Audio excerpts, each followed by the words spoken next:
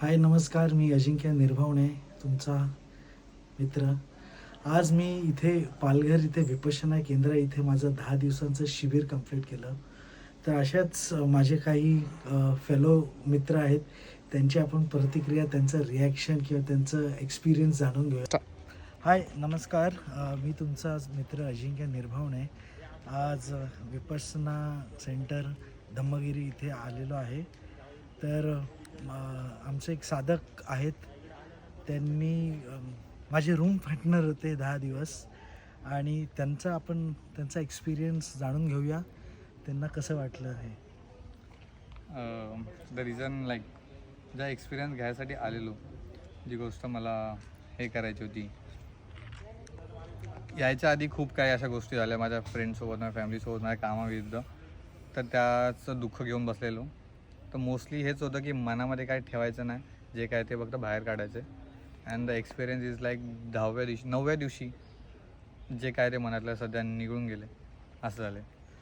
मला एक सांग कबीर, तू जेव्हा पहिल्या दिवशी आलास, हां, फर्स्ट डे ते आज आपला 10th डे, स्वतःमध्ये तू काय फरक दिसतो तुला?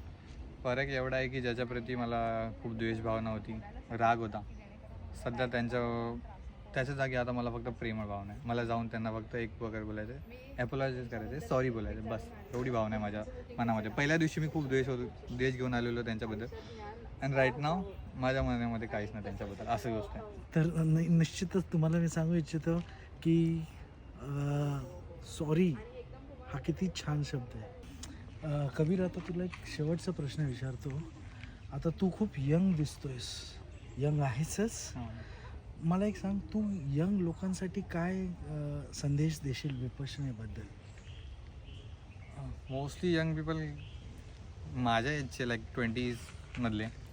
द रिझन त्यांच्याकडे खूप आहे डिस्ट्रॅक्शन, म्हणजे खूप आहे. डोपामिनचा असर आहे, खूप आहे डिस्ट्रॅक्शन. जर डोपामिन कमी करायचं आहे, जरा डिस्ट्रॅक्शन कमी करायचं आणि एका गोलकडे फक्त फोकस राहायचं आहे, आतमधल्या सगळ्या भावना काढून, तर आय वुड सजेस्ट विपश्यना करा. इट इज खूप महत्त्वाची गोष्ट आहे. इफ यू रिअली लाईक भटकलेले आहात आजच्या जीवनात, माझ्या एजचे असेल आणि लय भटकलेले असेल, लाईक 20मध्ये डिस्ट्रॅक्शन आहे, ॲडिक्शन आहे या गोष्टीचं, तर आय वुड सजेस्ट आयुष्यातले 10 दिवस काढा. फक्त 10 दिवस इथे येऊन हे सांगतात तसं करा, आपल्या मान्यता साईडला ठेवून. बस जे पाहिजे ते 10 दिवसाच्या 9व्या-10व्या दिवशी तुम्हाला रिझल्ट भेटतील, जसे माझ्यात बघतात. तर तुम्ही बघू शकता की यंगस्टर्स म्हणजे आत्ताची जी जेन झी आपण ज्याला म्हणतो, त्या जेन झी लोकांनी सुद्धा विपश्यना करणं किती गरजेचं आहे. तर माझं तुम्हालाही असंच सजेशन असेल की तुमच्या आयुष्यातले 10 दिवस काढा, कसलाही विचार नका करू. या 10 दिवसात तुमची लाईफ चेंज होईल आणि झालीच आहे.